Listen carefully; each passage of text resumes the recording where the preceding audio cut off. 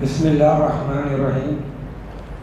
یہ پہلا سوال ہے، کیا یہ بات درست نہیں ہے کہ کچھ چیزیں پوشیدہ تھیں، اللہ کو ان کا علم ہو گیا اس لیے وہ عالم الغیب ہے؟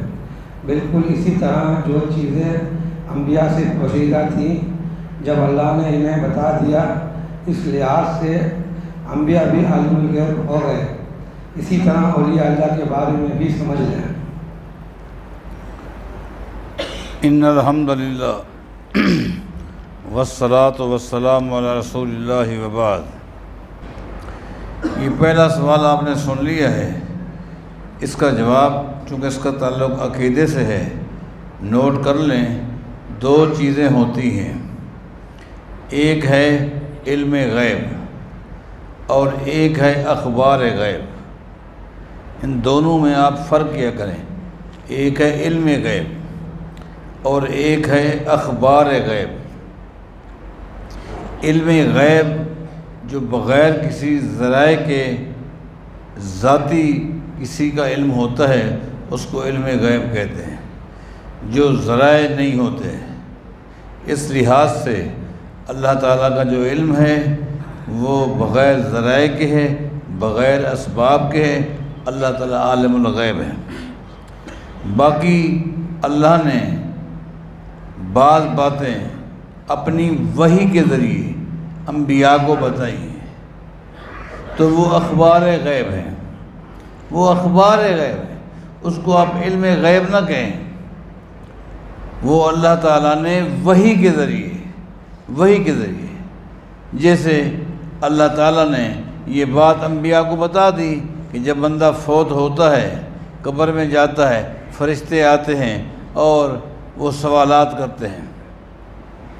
اب اس کا مطلب یہ نہیں، یہ چونکہ یہ بات غیب کی ہے، یہ خبر غیب ہے، یہ غیب کی اطلاع ہے جو اللہ نے انبیاء کو دی ہے اور انبیاء نے اپنی امت کو بتایا ہے۔ اب اگر کوئی شخص یہ دعویٰ کرے کہ میں تو، حالانکہ پتہ تو چلے گا جب بندہ مرے گا، قبر میں جائے گا، فرشتے آئیں گے اور پوچھیں گے، لیکن آج ہمیں پتہ ہے کہ مرنے کے بعد حساب ہونا ہے۔ اب ہمیں پتہ ہے کہ قبر میں حساب کتاب ہونا ہے۔ ہمیں قیامت کے متعلق کی معلومات بھی ہے، قیامت کیب ہونی ہے۔ ہمیں پتہ ہے کہ قرب قیامت دجال آئے گا، ہمیں پتہ ہے قرب قیامت عیسیٰ علیہ السلام آئیں گے، ہمیں پتہ ہے۔ تو کیا ہم سارے کے سارے عالم الغیب ہو گئے؟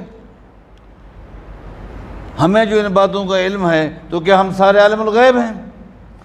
اللہ کے بندو، علم غیب ایک اللہ کی صفت ہے اور اللہ تعالیٰ کسی ذریعے کا محتاج نہیں ہے۔ باقی انبیاء ہوں، اولیاء ہوں، کوئی بھی، وہ ذرائع اسباب کا محتاج ہے۔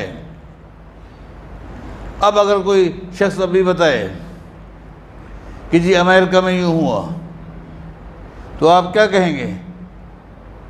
اس کو امریکہ کی خبر مل گئی، ایک ذریعے سے ملی ہوگی، کوئی فون آیا ہوگا، کسی نے اطلاع دی ہوگی، ایک سبب ہے۔ لہٰذا جو ذرائع کے ذریعے علم ہوتا ہے اس کو اخبار غیب بولتے ہیں، اور جو بغیر اسباب کے وہ علم غیب ہے۔ اس لحاظ سے عالم الغیب صرف ایک اللہ تعالیٰ ہے۔ اللہ تعالیٰ نے وحی کے ذریعے انبیاء کو جو باتیں بتائی ہیں، اس سے کوئی نبی بھی عالم الغیب نہیں بن سکتا، کیونکہ وحی کے ذریعے ان کو معلوم ہوا ہے۔ لہٰذا یہ خبر غیب ہے جس کے لیے ان کو مطلع کیا گیا ہے۔ آپ کو بات سمجھ آ گئی؟ یہ دو چیزیں ذہن نشین کر لیں، ایک علم غیب، ایک اخبار غیب۔